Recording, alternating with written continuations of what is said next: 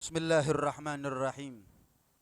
Alhamdulillahi rabbil alamin wa ashhadu an la ilaha illallah wahdahu la syarikalah syahadatan nadakhiruha dhakhiratan liyaumiddin wa ashhadu anna sayyidana Muhammadan abduhu wa rasuluh afdalul anbiya wa sayyidul mursalin.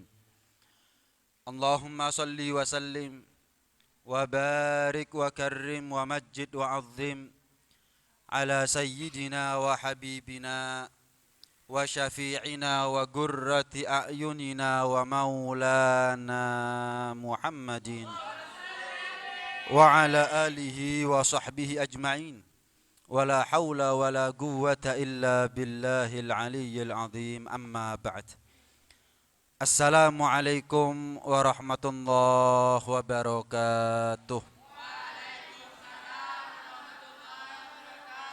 Hadratal habaibil a'izza wal ulama'il ajilla, segenap habaib, segenap kiai, tokoh masyarakat, tokoh agama setempat, sesepuh bini sepuh, wabil khusus kepada Al-Habib Abdul Qadir dan juga kepada guru kita, pengasuh, pembina Majelis Wali Songo yang sama-sama kita cintai, Kiai Al-Hajj Nur Hadi, segenap jajaran ketakmiran dari Masjid Baitul Muttaqin, segenap hadirin hadirat yang mudah-mudahan beliau-beliau dan kita semuanya senantiasa dipanjangkan umurnya oleh Allah. Amin. Dalam keadaan sehat walafiat, dalam keadaan taat kepada Allah, patuh kepada Rasulullah sallallahu alaihi wasallam. Amin ya rabbal alamin. Alhamdulillah, tsumma alhamdulillah. Banyak kita bersyukur kepada Allah Subhanahu wa taala atas banyaknya nikmat yang Allah berikan kepada kita semuanya. Nikmat zahir, kalau kita syukuri maka nikmat zahir itu akan menjadi nikmat batin. Nikmat dunia, kalau kita syukuri maka nikmat dunia itu akan menjadi nikmat akhirat. Sedikit banyak nikmat yang Allah berikan kepada kita, sebagaimana Allah enggak pernah putus memberikan nikmat kepada kita, sepatutnya buat kita untuk juga tidak pernah putus bersyukur kepada Allah Subhanahu wa taala. Wa in ta'uddu ni'matallahi la tuhsuha. Kita ini kalau mau ngitung semua nikmatnya Allah, perkara yang mustahil.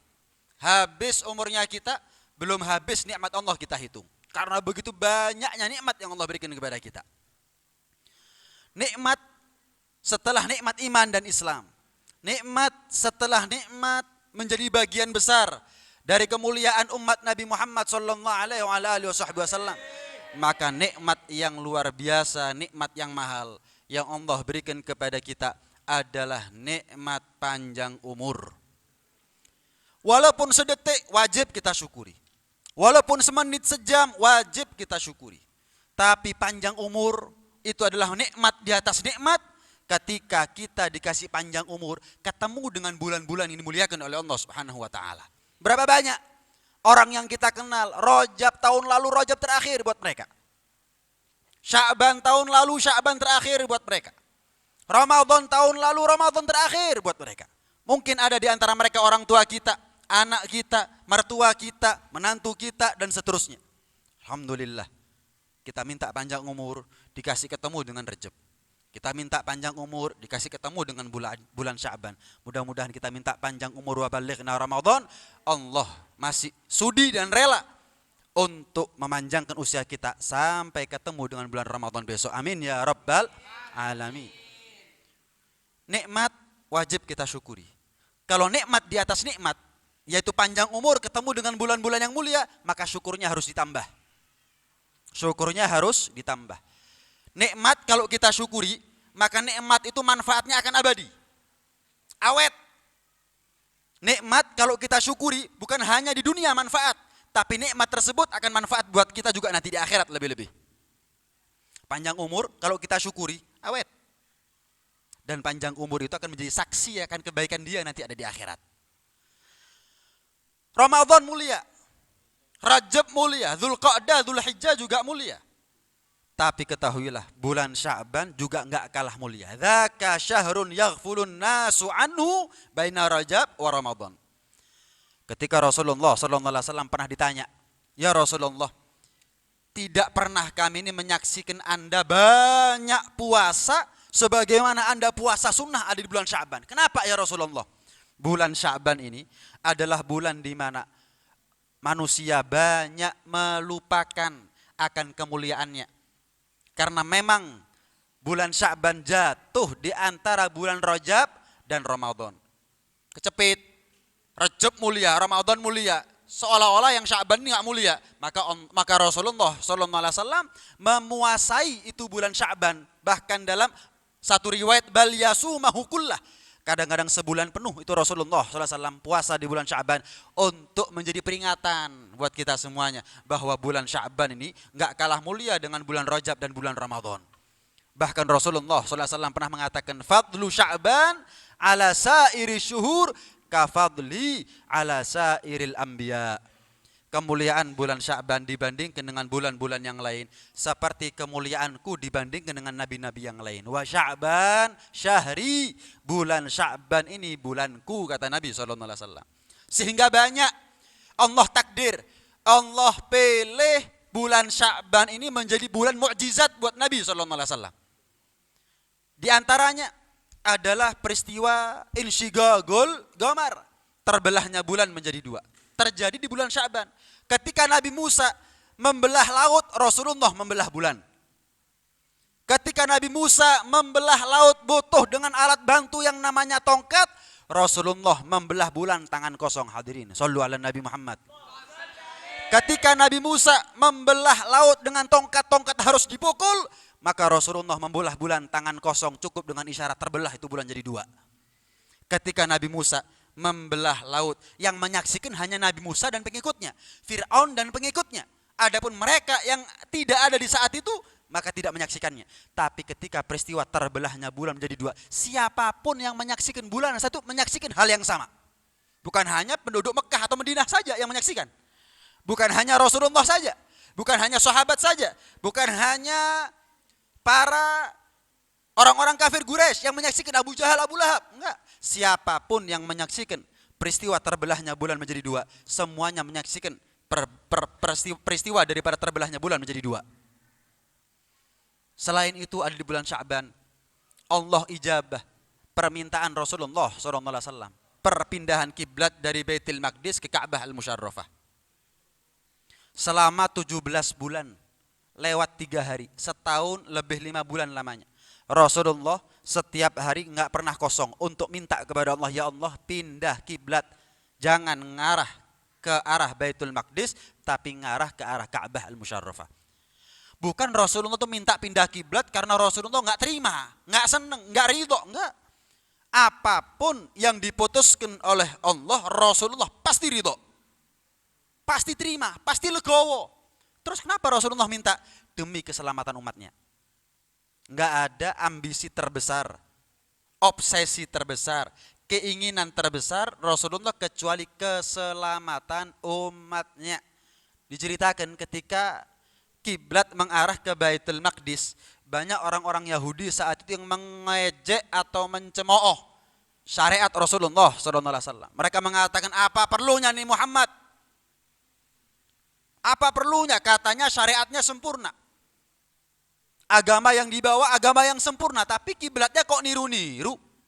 Nah, ucapan, ejekan, cemoohan seperti ini, olok-olok seperti ini, Rasulullah khawatir mempengaruhi akan keimanan umat Nabi SAW. Maka demi keselamatan umatnya, Rasulullah minta, ya Allah, jangan kiblat ngarah ke Baitul Maqdis, kiblat ngarah ke Ka'bah. Karena nggak ada agama ngarah ke arah Ka'bah. Kalau ngarah ke Baitul Maqdis, Yahudi juga ngarah ke Baitul Maqdis. Nasrani juga ngarah ke Baitul Maqdis. Ya Allah, arahkan kiblat ke arah Ka'bah. Demi apa? Sebetulnya perpindahan kiblat itu bukan satu hal yang penting buat Nabi. Tapi karena keselamatan umatnya, maka perpindahan kiblat menjadi satu hal yang penting buat Nabi. Nabi minta pindah kiblat bukan untuk hajatnya Rasulullah. Tapi Nabi minta pindah kiblat untuk hajatnya kita sebagai umat Nabi sallallahu alaihi wasallam. 17 bulan, setahun 5 bulan. Enggak pernah absen Rasulullah, selalu menengadahkan tangan ke langit, dangak ke langit untuk minta kepada Allah Subhanahu wa taala. Enggak pernah pori, enggak pernah ngambul. Nggak pernah protes kepada Allah Subhanahu wa taala. Orang sekarang, "Beb, saya ini sudah tahajud, Beb. Kok nggak diijabah, Beb? Doanya saya sama Allah Subhanahu wa taala. Terus gak tahajudan, Beb." Loh, memangnya Allah yang butuh sama tahajudnya dia? "Beb, saya punya teman nggak sholat soge, Beb. Aku sholat gak soge, Beb. Gak sholat is, Beb. Monggo sak karepe. Saya punya teman kafir, luwes soge timbang ditonggoni sampean. Ayo kafir pisan. Menyisan wis. Orang kalau jawab tanya enak, jawabnya enak ae. Tonggoku gak sholat soge, Beb. Aku sholat gak soge. Oh ya gak apa-apa. Gak sholat aku, Beb. Yo sak karepe. Urip-uripe sampean. Sampean masuk neraka, saya gak masuk neraka, Pak. Tak bilang begitu. Sampean masuk surga, saya juga belum tentu masuk surga. Sampean selamat, nyari selamatnya sendiri. Sampean celaka, ya cari celakanya sendiri. Salahnya sampean kenapa sholat? Nyari kaya. Sementara Allah janjikan kepada kita kapan kita sholat lebih daripada kaya. Sakinah, mawaddah, warahmah itu dari sholat, bukan dari kaya. Anak soleh solehah itu dari sholat, bukan dari kaya. Surga itu dari sholat, bukan dari kaya. Allah mau ngasih yang lebih daripada kaya, dia nyarinya kaya. Keliru. Dikasih mahal kok minta yang murah. Makanya saya bilang, sampean gak sholat, pole sampean duwe tonggo, gak sholat, soge aku duwe tonggo, kafir. Luwe soge timbang tonggone sampean, kafir pisan. Tapi ro soge apa gak marino awakmu? Bukan begitu cara mainnya, cara berpikirnya. Sholat itu nurut kepada Allah Subhanahu wa taala. Kadang-kadang orang begitu kan. Allah ini, saya sudah tahajud, sudah istighfar, sudah sholawat, sudah sedekah, gak suge-suge. Pore, Nabi itu makhluk yang paling dicinta oleh Allah Subhanahu wa taala. 17 bulan gak pernah absen, setiap hari minta kepada Allah. Kalau kita minta untuk hajatnya kita, Nabi itu minta untuk hajatnya orang lain, untuk hajat umatnya. Sampai turun ayat, qad nara tagalluba wajhika fis sama falan walliyannaka qiblatan tardhaha. Ketika semua nabi berharap ridhonya Allah, justru Allah akan buat ridho Rasulullah sallallahu alaihi wasallam. Nabi Musa alaihi salam, dalam Al-Quran Allah hikayatkan, diceritakan Nabi Musa itu pernah minta kepada Allah, pernah munajat, bicara kepada Allah Subhanahu wa taala. Wa ajiltu ilaika rabbi litardo. Ya Allah, aku ini bergegas taat, cepet-cepetan taat, bukan males-malesan, semangat taat kepadamu agar engkau ridho kepadaku ya Allah, kata Nabi Musa. Nabi Sulaiman juga sama. An a'mala solihan tardohu. Ya Allah, kata Nabi Sulaiman, aku ini amal soleh, taat ibadah agar engkau ridho kepadaku. Tapi kalau Rasulullah, wala saufa yu'tika rabbuka fataradho. Kapan semua nabi bingung cari ridhonya Allah, justru Allah akan buat Rasulullah ridho seridho-ridhonya. Shallu ala Nabi Muhammad. Lihat betapa mulianya Rasulullah. Semua nabi dimuliakan oleh Allah. Tapi tidak ada nabi satupun nabi yang kemuliaannya melebihi kemuliaan Rasulullah sallallahu alaihi wasallam. Ketika turun ayat wala saufa yu'tika rabbuka fataradha, Rasulullah sumpah, idzan wallahi la arda wa wahidun min ummati finnar. Kalau begitu ya Allah, ketahuilah aku enggak ridho. Aku enggak sudi masuk surga sementara satu saja di antara umatku ada di neraka. Aku enggak sudi ya Rabb. Aku enggak rela. Subhanallah, lihat. Nabi itu mulai lahir sampai wafat yang dipikiri kita umatnya. Kita nih umat Nabi, mikiri siapa? Hidup matinya Nabi untuk kita. Hidup matinya kita untuk siapa? Dalam Al-Quran Allah berfirman begini, yauma la yukhzillahun nabi. Dikatakan oleh ulama begini, kalau urusan kiblat saja, apa yang diminta oleh Rasulullah diturut sama Allah Subhanahu wa taala, apalagi untuk urusan umatnya. Urusan kiblat Rasulullah enggak ditawari. Mau ngadep mana wahai Muhammad? Enggak ditawari. Tahu-tahu Allah ketok palu. Allah putuskan tanpa ditawarkan dulu kepada Rasulullah apa? Ngadep ke arah Baitul Maqdis titik. Tapi untuk urusan umatnya Rasulullah ditawari sama Allah Subhanahu wa taala. Pernah diceritakan dalam tafsir Asy-Syaikh Asy-Sya'rawi, Rasulullah kelihatan sedih. Allah perintah Jibril tanya kepada kekasihku Muhammad, kenapa kok sedih? Tanya Jibril kepada Rasulullah sallallahu alaihi wasallam. Ya Rasulullah, Allah kirim salam Dan Allah tanya, kenapa Anda sedih sekarang? Akhafu ala ummati min ba'di wahai Jibril. Wahai Jibril, aku mengkhawatirkan bagaimana nasibnya umatku setelah aku mati. Maka lapor Jibril kepada Allah Subhanahu wa taala. Lapor. Ya Allah, engkau maha tahu apa jawaban kekasihmu Muhammad. Apa jawabanmu wahai Tuhanku? Maka dikatakan, lau syi'ta ja'altu amra ummatika ilaik. Bilang Jibril sama kekasihku Muhammad, kalau dia mau, mulai sekarang aku jadikan urusan umatnya urusan dia. Aku sebagai Tuhan nggak ikut-ikut, gak melok-melok wis, sak karepe. Selamat kabeh sak karepe. Mlebu surga tanpa hisab sak karepe. Terserah, merem melek langsung di depan pintu surga, terserah wis, aku gak melok-melok wis. Biar nggak sedih lagi nih Muhammad nih. Bayangkan. Biar nggak sedih-sedih, biar nggak mikir. Kesedihan Rasulullah ada kesedihannya Allah Subhanahu wa taala. Maka Allah saking cintanya kepada Rasulullah, biar nggak sedih lagi, urusan umatnya Muhammad, urusannya Muhammad. Saya sebagai Tuhan nggak ikut-ikut. Mungkin bayangnya kita jawabannya Rasulullah, ya Allah terima kasih ya Allah. Enggak, jawabannya Rasulullah nggak begitu. Apa jawabannya Rasulullah? Anta arhamu bihim minni. La ya Rabb, tidak ya Allah. Engkau lebih rahmat kepada umatku lebih daripada rahmatku kepada umatku. Saya mau tanya, kira-kira kalau yang menghisap kita nanti di akhirat orang tuanya kita, yakin masuk surga enggak kita? Anaknya polisi gak kira ditilang oleh polisi. Anaknya polisi soalnya. Anaknya polisi gak helman, gak kira ditilang. Kenapa? Anaknya. Kira-kira surga neraka yang menghisap kita orang tuanya kita, masuk surga gak kita? Masuk. Bapakku dewe, ibuku dewe. Aman. Lah kira-kira gimana kalau menghisap kita Rasulullah? Apakah iya orang tua kita lebih sayang sama kita daripada Rasulullah sayangnya sama kita? Kalau kita yakin masuk surga, yang menghisap kita adalah orang tua, apalagi yang menghisap kita adalah Rasulullah, apalagi yang menghisap kita adalah Allah Subhanahu wa taala. Tapi ini bukan berarti oh ya wis beb, lek ngono tak maksiat tok ae wis. Oh, nanti kan dihisap sama orang tua saya masuk surga. Apalagi Rasulullah, apalagi Allah. Ada bedanya antara orang PD sama GR. Kalau PD itu kerja kepingin soge, ini namanya PD, optimis, percaya diri. Gak kerja kepingin soge, mimpi. Maksiat iya, taat enggak, surga, mimpi turune kemiringan. Goyangan banyu saya datangi. Bukan begitu, taat. Tapi kita punya dosa. Kapan taat kita dihisap? Dosa kita juga dihisap oleh Allah Subhanahu wa taala. Lah kalau yang hisap kita adalah orang tua, kita yakin masuk surga, apalagi yang menghisap kita adalah Rasulullah, apalagi yang menghisap kita adalah Allah Subhanahu wa taala. Husnudzon. Bukan kegeeran. Kudu rumongso, yakin, jamin, disi kerso surga le aku, surga. Enggak. Husnudzon kepada Allah Subhanahu wa taala. Allah berfirman dalam Al-Qur'an begini, yauma la yukhzillahun nabi. Hari akhirat itu adalah hari di mana Allah tidak akan buat kecewa Rasulullah sallallahu alaihi wasallam. Hari akhirat itu adalah hari di mana Allah enggak akan buat kecewa Rasulullah. Apa yang membuat Rasulullah kecewa? La yukhzihi fi ummatihi wa la yaruddu syafa'atah.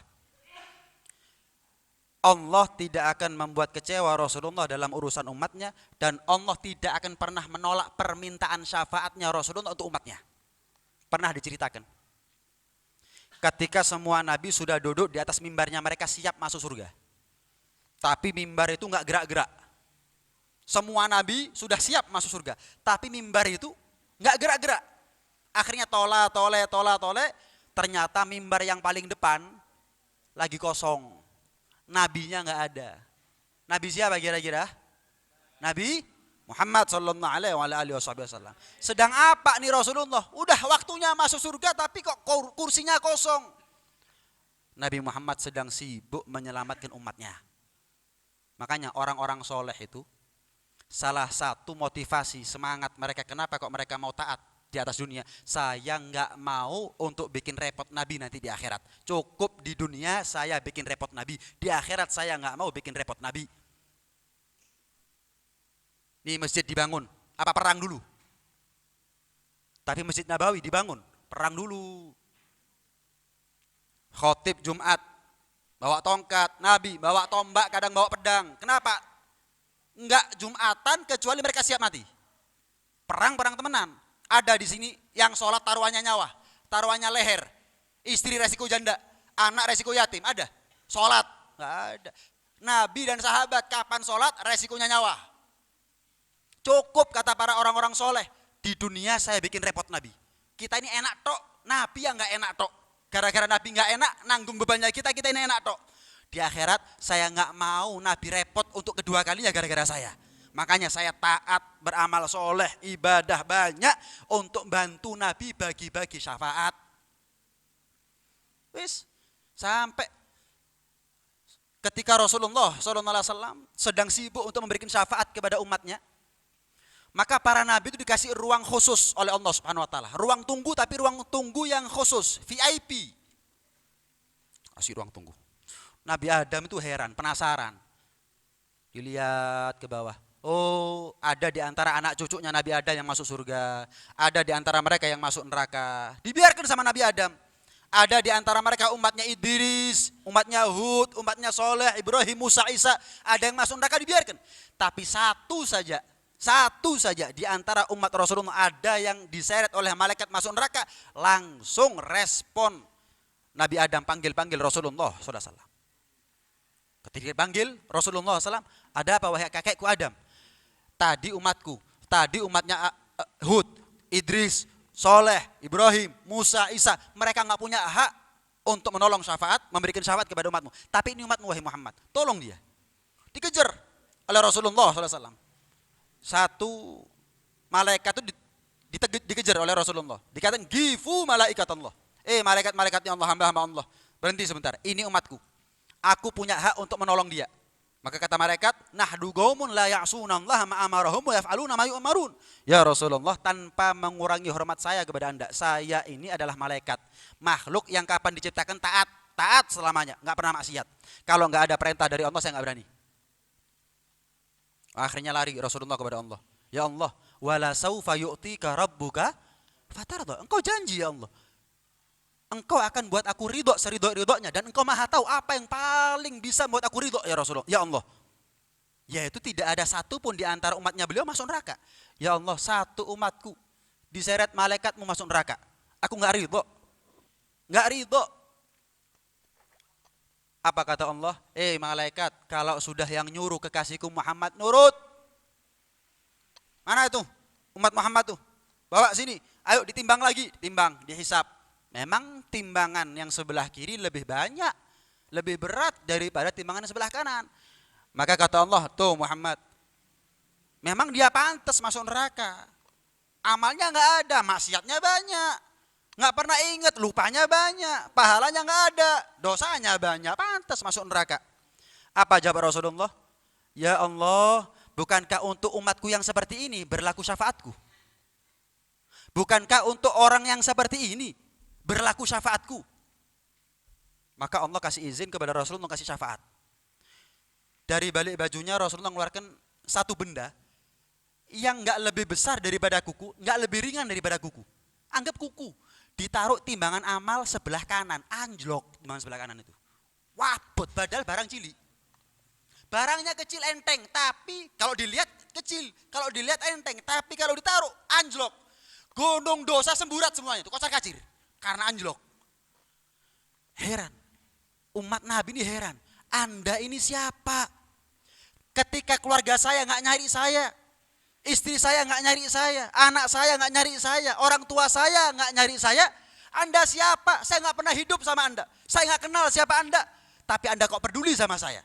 Dan ketahuilah, siapapun Anda, saya ini memang pantas masuk neraka, itu pantas. Nggak ada orang masuk neraka merasa terdolimi, itu nggak ada. Setiap orang masuk neraka, jadi pantas. Kalau orang masuk penjara belum tentu salah. Tapi kalau orang masuk neraka nggak ada yang nggak salah, semuanya salah. Semuanya kapan masuk neraka? Mandu. Ya, pantas nggak masuk neraka? Pantas. Dia mengatakan, aku ini pantas masuk neraka. Aku ini pantas masuk neraka. Siapa Anda kok mau menolong saya? Ketika yang lain yang saya kenal nggak pernah menolong saya. Anda saya nggak kenal tapi nolong saya. Ketika yang lain nggak peduli, kenapa Anda peduli? Ama ta'rifuni? Kamu gak kenal siapa aku? Enggak. Ketahuilah, aku ini adalah Muhammad bin Abdullah, Rasulullah SAW. Nangis orang ini. Ya Rasulullah, engkau memberikan syafaat kepadaku pasti ada alasannya. Apa alasanmu ya Rasulullah? Mungkin kamu lupa. Tapi aku gak pernah lupa. Aku selalu ingat-ingat. Aku selalu rekam dalam memoriku. Kamu tanggal ini, hari ini, jam sekian, di masjid ini misalkan dan seterusnya. Ketahuilah kamu pernah sekali dalam seumur hidup sholawat kepadaku. Tak cekel sampai aku. Tak jogo sampai aku. Kenapa? Barangkali itu bisa menjadi sebab kamu berhak, pantas, layak, patut untuk mendapatkan syafaatku. Dan ternyata benar. Ibarat jurus-jurus pamungkas sudah syafaat ini. Tapi kalau dia sholawat, itu seumur hidup sekali. Nah, kira-kira nasibnya kita gimana? Subhanallah, nikmat. Muslim iya, umat Nabi Muhammad iya, punya orang dalam di surga sekelas Rasulullah, tapi nggak masuk surga, kebacut. Muslim, umat Nabi Muhammad punya orang dalam di surga sekelas Rasulullah, tapi nggak masuk surga. Loh kok iso? Ibarat kalau anaknya polisi nerabas lampu merah, bapak isi isok nulung. Anaknya polisi nggak gawe helm, bapak isok nulung. Tapi kalau sudah anaknya polisi begal, bapak gak isok nulung. Apa kebacut? Kesalahannya terlalu fatal. Kalau ada muslim umat Nabi Muhammad punya orang dalam di surga sekelas Rasulullah, tapi tidak berlaku syafaat Rasulullah untuknya, apa salahnya ini? Teramat fatal. Seperti apa? Ninggalkan sholat. Seperti apa? Buka aurat. Anak yang durhaka kepada guru, anak yang durhaka kepada orang tuanya, atau santri yang durhaka kepada gurunya. Karena hadirin hadirat rahmati Allah Subhanahu wa taala. Ini bulan Sya'ban, muliakan bulan Sya'ban. Terakhir saya tambahin sedikit. Syiarnya Allah, dzalika wa may yu'azzim sya'airallah fa innaha min taqwal qulub. Barang siapa yang memuliakan apapun yang dimuliakan oleh Allah, tanda hatinya adalah hati yang bertakwa. Semua orang kepingin masuk surga, tapi ketahuilah surga bukan hanya bondo kepingin. Harus diupayakan. Semua orang kepingin masuk surga, tapi tidak semua orang yang kepingin masuk surga dipilih oleh Allah untuk masuk surga. Tapi barang siapa yang kita mau serius membuktikan bahwa saya betul-betul kepingin masuk surga, insya Allah dipilih oleh Allah Subhanahu Wa Taala. Walladzina jahadu fina lanahdiyannahum subulana. Kalau kita serius kepingin masuk surga, kita buktikan dengan usaha, upaya, ikhtiar, insya Allah Allah akan pilih kita. Salah satu upayanya kita adalah memuliakan syiar agama. Salah satu syiar agama bukan hanya Sya'ban. Al-Quran itu syiar agama. Ka'bah itu syiar agama. Mekah, Madinah itu syiar agama. Rasulullah itu syiar agama. Bahasa Arab, orang Arab atau suku Arab itu syiar agama. Masjid itu syiar agama. Dan gak gampang orang yang memakmurkan masjid. Orang itu bisa sholat bukan karena dia punya kaki. Berapa banyak orang punya kaki gak sholat. Tapi yang gak punya kaki sholat. Orang itu baca Quran bukan karena dia punya mata. Berapa banyak kita punya mata tapi jauh di ada Quran. Kadang-kadang saudara kita yang tunanetra, maaf, jangankan baca, hafal bisa. Kita bisa sholat memakmurkan masjid, sholat berjamaah di masjid bukan karena rumahnya kita dekat dengan masjid. Berapa banyak orang yang rumahnya dekat dengan masjid nggak memakmurkan masjid. Kenapa? Nggak serius, nggak dipilih sama Allah. Jauh. Nggak punya kaki, maaf buta, berangkat ke masjid, serius dipilih sama Allah Subhanahu Wa Taala. Kenapa? Tenanan nih, iki tenanan kepingin lah ini. Kaki nggak ada, mata nggak ada, jauh dari masjid, berangkat ke masjid. Wah ini tenanan, dipilih sama Allah Subhanahu Wa Taala. Maka pertanyaannya kita adalah sejauh mana keseriusan kita untuk memakmurkan masjid? Innama ya'muru masajidallahi man amana billahi wal yaumil akhir. Barang siapa yang memakmurkan masjid, dia adalah orang yang beriman kepada Allah dan hari kiamat. Idza ra'aitumur rajula ya'tadu bil masjid fashhadu lahu bil iman. Kita ini ngaku iman, tapi kita ini diakui enggak sama Allah? Maka kalau kita ingin iman kita diakui oleh Allah, harus memakmurkan masjid. Kata Nabi, barang siapa manusia yang terbiasa keluar masuk masjid, kalau sudah di dalam nggak bingung keluar, kalau sudah keluar bingung masuk. Seperti ikan, kalau sudah di dalam kolam nggak bingung keluar, kalau sudah keluar bingung masuk. Jangan kita kalau di masjid seperti burung, kalau sudah keluar nggak bingung masuk. Kalau sudah disangkar nggak bingung untuk keluar. Seseorang yang terbiasa hidupnya terikat dengan masjid, fashhadu lahu bil iman. Kata Rasulullah apa? Saksikan ya, itu orang-orang punya iman tuh. Kita ngaku iman wajar. Masalahnya iman kita diakui enggak oleh Allah Subhanahu wa taala? Diakui enggak oleh Rasulullah sallallahu alaihi wasallam? Dalam satu riwayat Rasulullah, Allah itu kepingin, ya dalam satu riwayatnya Rasulullah pernah bersabda, Allah ini ingin mengadab manusia, menyiksa manusia, menimpakan musibah kepada manusia. Tapi ketika Allah lihat 3 orang, yaitu yang memakmurkan masjid, Wal mutahabbina fiyya, orang-orang yang kumpul karena dasar cinta kepada Allah. Nggak ada kepentingan, nggak ada tendensi, nggak nyari apa? Bukan nyari dunia, bukan nyari popularitas, bukan nyari jabatan, bukan nyari penilaian manusia. Mutahabbina fiyya, orang yang cinta karena aku. Wal mustaghfirina bil ashar, mereka yang banyak istighfar di tengah malam. 3 kelompok ini menjadi sabab orang lain, masyarakat yang lain tertolak balaknya mereka. Apalagi mereka kalau begitu. Kalau mereka bisa menjadi sabab tolak balak bagi orang lain, apalagi mereka. Apalagi mereka. Nanti di hari kiamat ada 7 golongan yang mereka mendapatkan perlindungan naungan dari Allah. Di hari itu nggak ada perlindungan naungan kecuali dari Allah. Siapa salah satunya? Rajulun qalbuhu mu'allaqun bil masajid. Seseorang yang hatinya terpaut dengan masjid, terikat dengan masjid. Baru-baru ini saya ngisi ceramah tahlil seorang muadzin. Dia itu punya hajat, namanya manusia punya hajat pribadi. Ada kepentingannya dia, hajat pribadinya, hajat keluarganya. Mau keluar kota, dia mikir, saya nggak bisa keluar kota. Kenapa? Kalau saya keluar kota, di musola yang azan siapa? Sehingga ketika yang lain lencer, dia tetap azan 5 waktu, qomat 5 waktu, saimame. Namanya musola kecil. Yo kadang azan, iyo qomat, iyo saimame. Ini orang dapat perlindungan dari Allah. Di hari itu nggak ada perlindungan kecuali perlindungannya Allah Subhanahu wa taala. Hatinya terikat. Lah kalau kita keluar kota enteng ay. Kenapa? Kita nggak punya tugas di masjid. Kita nggak merasa tanggung jawab untuk memaukan masjid. Tapi kalau muadzin atau takmir atau imam sholat, mereka mikir kalau mau keluar kota, walaupun untuk hajatnya mereka, untuk kerja kayak, untuk nyari nafkah kayak, mereka mikir. Kenapa? Praying kok ojo-ojo masjid. Golek sing adzan gak ono sing adzan, golek sing qomat gak ono sing qomat, golek sing imam gak ono sing imam. Wis saya ngalah wis, kon budalo aku tak ndek Malang ae. Tak ngurmat masjid sampai matinya seperti itu. Maka ini orang mendapat perlindungan dari Allah Subhanahu wa taala.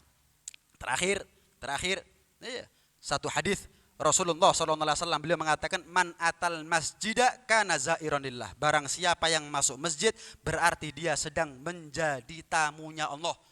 Wa haqqun 'alal mazur ayukrima zairah. Dan sudah menjadi hal yang pantas, hal yang patut bagi tuan rumah untuk memuliakan tamunya. Kita ini sekarang sedang menjadi tamunya Allah Subhanahu wa taala. Maka jelas dan yakin husnudzon kita kepada Allah Subhanahu wa taala, kita taruh prasangka baik kepada Allah. Mudah-mudahan sebagaimana kita menjadi tamunya Allah di tempat yang paling mulia di muka bumi, kita kembali menjadi tamunya Allah di tempat yang paling mulia nanti di akhirat, yaitu surganya Allah. Ketika kita di akhirat, di dunia dikumpulkan dengan orang-orang mulia, guru-guru kita, habaib kita, mudah-mudahan di akhirat kita dikumpulkan dengan Rasulullah sallallahu alaihi wasallam. Mudah-mudahan segala amal ibadah kita diterima oleh Allah. Mudah-mudahan Rajabnya kita menjadi Rajab yang berkah, Sya'bannya kita menjadi Sya'ban yang berkah. Mudah-mudahan gara-gara Rajab dan Sya'ban kita muliakan Rajab dan Sya'ban, segala dosa kita diampuni oleh Allah Subhanahu wa taala. Mudah-mudahan habaib guru kita, kiai kita semuanya dikasih panjang umur, sehat walafiat, dalam keadaan taat kepada Allah, patuh kepada Rasulullah sallallahu alaihi wasallam, wa balighna Ramadan, dan mudah-mudahan Allah kasih panjang umur kita dalam keadaan taat, dalam keadaan baik sampai ketemu ada di bulan Ramadan yang akan datang. Hadza minni wa hadza ma aqulu lakum wa lakum minkum. Assalamualaikum warahmatullahi taala wabarakatuh.